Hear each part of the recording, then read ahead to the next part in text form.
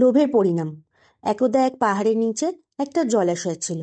জলাশয়টা সবসময় জলে ভরা থাকতো, মাছে ভর্তি থাকতো, কাঁকড়াও থাকতো। বক চিল সব এদিক ওদিক ঘুরে বেড়াতো, মাছ ধরতো, কাঁকড়া ধরতো আর খেত। একদিন একটা বুড়ো বক এক পায়ে দাঁড়িয়ে কাঁদছিল। এমন সময় একটা কাঁকড়া দাঁড়া বেয়ে বেশ সেই পথ দিয়েই যাচ্ছিল।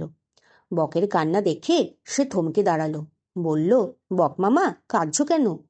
বক বলল, আর কেন বলো ভাগ্নে, সর্বনাশ, বড়ই সর্বনাশ। জলের প্রাণী একটাও বাঁচবে না।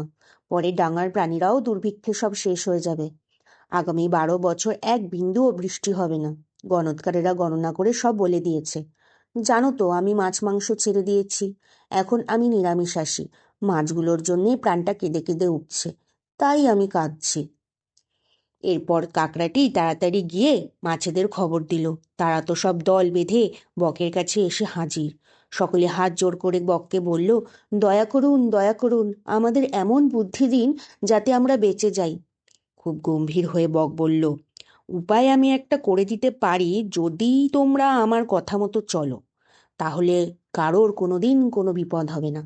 মাছেরা সকলে এক সুরে বলল, আপনি যা বলবেন তাই করব, কখনো আপনার অবাধ্য হব না। বক বলল, পাহাড়ের উপরে একটি প্রকাণ্ড জলাশয় আছে, তার জল কখনো শুকোবে না। তোমাদের এক এক করে সেখানে আমি রেখে আসব।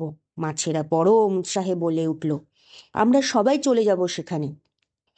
এরপর প্রতিদিন সকাল থেকে সন্ধে পর্যন্ত একটা করে মাছ মুখে নিয়ে বক পাহাড়ের উপরে একবার উড়ে যেত, আবার পরক্ষণেই নেমে আসতো। এরকম করে অনেকগুলি করে মাছ সে পাহাড়ের উপরে নিয়ে যেত। কয়েকদিনের মধ্যেই নিচে জলাশয়ে প্রায় মাছ শেষ হয়ে গেল।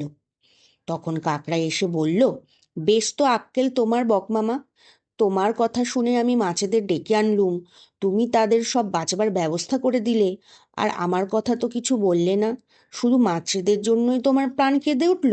বৃষ্টি যদি না হয়, মাঠঘাট পুকুর ডোবা সব শুকিয়ে ফেটে চৌচির হয়ে যাবে। আমাদের কি দশা হবে মামা? বক তাকে অভয় দিয়ে বলল, কোনো ভয় নেই তোমাদের, তোমাদেরও সব পাহাড়ের উপরে জলাশয় রেখে আসবো। বাঁচাতে তো হবেই তোমাদের, কালই আমি ব্যবস্থা করব। কাকড়া বলল, আমি প্রস্তুত। পরদিন বক কাকড়াকে পিঠে নিয়ে উড়ে চলল। চলছে তো চলছেই, পথ আর শেষ হয় না। কাকড়া দেখতে পেল পাহাড়ের উপর প্রচণ্ড মাছের কাঁটা ছড়ানো ছিটানো। ভয় পেয়ে গেল সে খুব। বককে জিজ্ঞেস করলো, এই সেই জলাশয়টা কোথায় মামা? বক বলল, সেই জলাশয়টা আমার পেটে। চল না, সেখানে গেলে সুখেই থাকবি ক্ষণ। রোজ রোজ মাছ খেয়ে খেয়ে অরুচি ধরে গেছে, আজ কাকড়া খেয়েই মুখটা পাল্টাবো। কাকড়া তো ভয়ে কুঁকড়ে গেল, তবে মনটা শক্ত করলো। চেষ্টা করে দেখা যাক, এই লোভী বকটাকে শেষ করতেই হবে, নচেত বাঁচবার আর কোনো পথ নেই। এই বলে সে তার ধারালো দাঁড়া দুটো দিয়ে বকের গলায় সজোরে চিমটি কেটে রক্ত বার করে দিল। যন্ত্রণায় ছটপট করতে করতে বকের মৃত্যু হলো। গল্পটির উপদেশ হলো, মনে সাহস সঞ্চয় করে শক্তিমান শত্রুর সঙ্গে লড়াই করতে হয়।